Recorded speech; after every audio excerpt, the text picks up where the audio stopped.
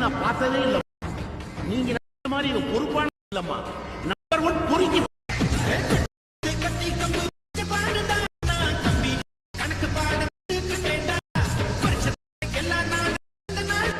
இப்போ நீங்கள் ப்ரிவியூவில் பார்த்த மாதிரியான ஒரு 3D வீடியோவை எப்படி ரொம்ப ஈஸியான ஸ்டெப்பில் ரெடி பண்ணுறது அப்படின்றத இந்த வீடியோவில் பார்க்க போகிறோம். ஸோ இந்த வீடியோக்கு ஃபஸ்ட்டு ஸ்டெப் பார்த்தீங்கன்னா, இந்த மாதிரி நீங்கள் எடிட் பண்ண போகிற இமேஜோட பேக்ரவுண்டில் ரிமூவ் பண்ணி பிஎன்ஜியாக கட் பண்ணணும். இந்த மாதிரி பார்த்தீங்கன்னா நாம் இதுவரை ரிமூவ் பிஜி அப்படின்ற வெப்சைட்லாம் கட் பண்ணிக்கிருந்தோம். ஆனால் அந்த வெப்சைட்டை பார்த்தீங்கன்னா நிறைய பேர் இந்த மாதிரி இமேஜோட குவாலிட்டி கம்மியாகுது, இந்த இமேஜை பார்த்தீங்கன்னா நமக்கு பிளர்ராக தெரியுதா, ஆனால் இந்த மாதிரி பிளர்ராக இல்லாமல் நமக்கு ஹெச்டியான குவாலிட்டியில் இப்போ இந்த இமேஜை பார்த்தீங்கன்னா நமக்கு கிளியராக ஃபேஸ் எல்லாமே தெரியுதா, இந்த மாதிரி ஹெச்டியான குவாலிட்டியில் எப்படி டவுன்லோட் பண்ணுறது அதுவும் கட் பண்ணுறது அப்படின்றத ஃபஸ்ட்டு ஸ்டெப்பாக பார்க்க போகிறோம். ஸோ இதுக்கு ஃபஸ்ட் என்ன பண்ணால் எப்பயும் போல் உங்களோட குரோம் ப்ரௌசர் பதில் அதவே நீங்கள் ஓப்பன் பண்ணிக்கோங்க. ஓப்பன் பண்ணிட்டு இந்த மாதிரி இருக்க சர்ச் பண்ணல சிஎஃப் ஸ்டுடியோ அப்படின்னு சர்ச் பண்ணுங்கள். ஸோ இந்த மாதிரி சிஎஃப் ஸ்டுடியோ அப்படின்னு சர்ச் பண்ணால் உங்களுக்கு ஒரு வெப்சைட் வருது, அதை நீங்கள் ஃபஸ்ட்டு ஓப்பன் பண்ணிக்கோங்க. அதை நீங்கள் ஓப்பன் பண்ணதும் இதில் தான் நாம் அந்த இமேஜை வந்து கட் பண்ண போகிறோம். ஸோ இதில் ஃபஸ்ட்டு இந்த இடத்துல ஓகே கொடுத்துக்கோங்க. கொடுத்ததுக்கப்புறம் இப்போ கீழே பார்த்தீங்கன்னா இந்த இடத்துல ஆடு ஃபைல் அப்படின்னு இருக்கா, ஜஸ்ட் அதை டச் பண்ணுங்கள். டச் பண்ண ஃபைல் மேனேஜர் வந்து ஓப்பன் ஆயிரும். ஓப்பன் ஆனதுக்கப்புறம் இந்த இடத்துல இப்போ நாம் கட் பண்ண போகிற இமேஜ் இருக்குது, அதை ஜஸ்ட் செலக்ட் பண்ணிட்டு இந்த மேலே இருக்க டன் அப்படின்ற கொடுத்தாலே போதும், ஆட்டோமேட்டிக்காக நமக்கு இந்த இடத்துல ப்ராசஸ் ஆக ஆரம்பிச்சிடும். இதுவும் பார்த்தீங்கன்னா நான் வந்து ரிமூவ் பிஜி மாதிரியே தான், உங்களோட இன்டர்நெட் ஸ்பீடை பொறுத்தா இது வந்து கட் பண்ணி கொடுக்கும். ஸோ என்னோட இன்டர்நெட் ஸ்பீட் பார்த்தீங்கன்னா கொஞ்சம் ஸ்லோவாக இருக்கனால நமக்கு லேட் ஆகுது. ஸோ இதில் நீங்கள் வேறு எதுவுமே பண்ண தேவையில்லை, ஜஸ்ட் இமேஜை மட்டும் செலக்ட் பண்ணிட்டாலே போதும், ஆட்டோமேட்டிக்காக நமக்கு அதுவே வந்து இந்த மாதிரி கட் பண்ணி கொடுத்துரும். ஸோ இது வந்து ஃபுல்லாக லோட் ஆகி முடிக்கிற வரை மட்டும் வெயிட் பண்ணுங்கள். நிறைய பேர் இந்த கட் பண்ணுறதெல்லாம் மிஸ்டேக் பண்ணுறீங்க. இதில் நீங்கள் யூஸ் பண்ண போகிற இமேஜ் பார்த்தீங்கன்னா ஃபுல் ஸ்க்ரீனில் இருக்க மாதிரி இமேஜ், அதாவது உங்களோட கால்லேருந்து தலைவரை இருக்க மாதிரி இமேஜாக செலக்ட் பண்ணிக்கோங்க. அப்போ தான் அந்த சாங்கோட லிரிக்ஸுக்கு செட் ஆகும். ஸோ அதுக்காக தான் மறுபடியும் சொல்கிறேன். ஸோ இப்போ பார்த்தீங்கன்னா நமக்கு கட் பண்ணி வச்சா, கட் பண்ணுவோம் கீழே பார்த்தீங்கன்னா டவுன்லோட் இந்த டைரக்ட்லின்னு இருக்கா, ஜஸ்ட் அதை கொடுத்தாலே போதும், ஆட்டோமேட்டிக்காக அது வந்து என்ன குவாலிட்டியில் இருக்கும் அந்த அளவுக்கு ஹெச்டி குவாலிட்டியில் தான் நமக்கு டவுன்லோட் ஆகும். ஸோ கீழே இருக்க அந்த டவுன்லோட் அப்படின்ற கொடுத்தாலே போதும், ஆட்டோமேட்டிக்காக நமக்கு இந்த இடத்துல டவுன்லோட் ஆகும். இப்போ நீங்கள் உங்களுக்கு பார்த்தாலே தெரியும் 7 MB நமக்கு அதை வந்து கட் பண்ணி கொடுத்துருக்கு. ஸோ கட் பண்ணதுக்கப்புறம் இப்போ இதை வச்சு நாம் எடிட் பண்ண போகிறோம். ஸோ அதுக்கு ஃபஸ்ட்டு நான் கொடுத்துருக்க ப்ரீசெட் இருக்குது பதிலாக, அதை ஃபஸ்ட்டு நீங்கள் கரெக்டாக ஓப்பன் பண்ணிக்கோங்க.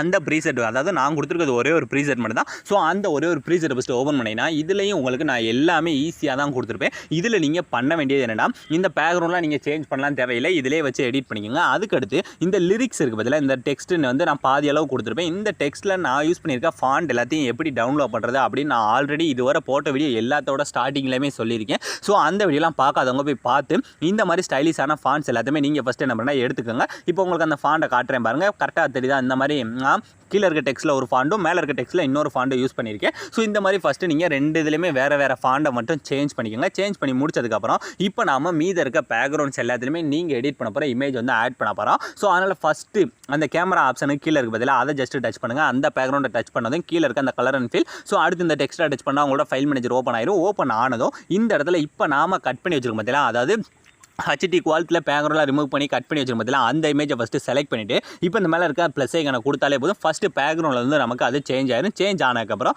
அப்படியே கொஞ்சமாக மூவ் பண்ணிட்டே வாங்க. மூவ் பண்ணிட்டே வந்தீங்கன்னா இந்த லிரிக்ஸ் எல்லாம் முடிஞ்சு அடுத்து இந்த இடத்துல பார்த்தீங்கன்னா ஸ்டார்ட் ஆகுதா கரெக்டாக இந்த 9.15 செகண்டில். ஸோ இந்த இடத்துல 2 பேக்ரவுண்ட் கொடுத்துருப்பேன், அந்த 2 பேக்ரவுண்டுமே அதே இமேஜ். ஸோ ஃபஸ்ட்டு இருக்க பேக்ரவுண்டை செலக்ட் பண்ணிட்டு கலர் அண்ட் ஃபில். ஸோ இந்த டெக்ஸ்ட்டை டச் பண்ணால் ஃபைல் மேனேஜர் ஓப்பன் ஆயிரும். ஓப்பன் ஆனதும் கரெக்டாக அதே இமேஜ், நம்ம முன்னாடி எந்த இமேஜ் செலக்ட் பண்ணுறோமோ அதே இமேஜ் இந்த இடத்துல செலக்ட் பண்ணிவிட்டு இப்போ அதுக்கு கீழே இருக்க பதிலாக அந்த லேயர்லையும் கலர் அண்ட் ஃபில். ஸோ அதே மாதிரி டெக்ஸ்ட்டை டச் பண்ணிட்டு அதே இமேஜ், இந்த வீடியோ ஃபுல்லாகவே நம்ம ஒரே ஒரு இமேஜை வச்சு தான் இந்த வீடியோ ஃபுல்லாகவே மேக் பண்ணியிருக்கோம். ஸோ அதனால் இந்த இடத்துல மேக் பண்ணி முடிச்சதுக்கப்புறம் அடுத்து மூவ் பண்ணி அடுத்தது. ஸோ இந்த மீத இருக்கிறது எல்லாமே இதே மாதிரி தான். அந்த நான் கொடுத்துருக்க பேக்ரவுண்ட்ஸுக்கு பதிலாக நீங்கள் கட் பண்ணி வச்சிருக்க உங்களோட இமேஜஸ் இருக்குது பதிலாக அந்த இமேஜை மட்டும் சேஞ்ச் பண்ணாலே போதும், ரொம்ப ஈஸியான ஸ்டெப்பில் நீங்கள் ப்ரிவியூவில் பார்த்த மாதிரி எஃபெக்ட்டை வந்து மேக் பண்ணிடலாம். இதில் நீங்கள் நிறைய பேர் பண்ணுற மிஸ்டேக் என்னென்னா, அந்த ஃபாண்டை சேஞ்ச் பண்ண மாட்டீங்க. அதுக்கடுத்து இதில் யூஸ் பண்ணுற இமேஜ் வந்து ஃபுல் ஸ்க்ரீன் இமேஜாக செலக்ட் பண்ண மாட்டீங்க. ஆஃப் ஸ்க்ரீன் இமேஜ்லாம் வச்சிங்கன்னா இந்த லிரிக்ஸுக்கும் அதுக்கும் செட்டே ஆகாது. ஸோ அதனால தான் நான் மறுபடியும் சொல்கிறேன், இமேஜை மட்டும் நீங்கள் ஃபுல் ஸ்க்ரீன் இமேஜாக செட் பண்ணிக்கோங்க. உங்கள்கிட்ட ஃபுல் ஸ்க்ரீன் இமேஜ் இல்லை, ஆஃப் ஸ்க்ரீன் இமேஜ் தான் இருக்குது அப்படின்னு நினச்சிக்கிறேன்.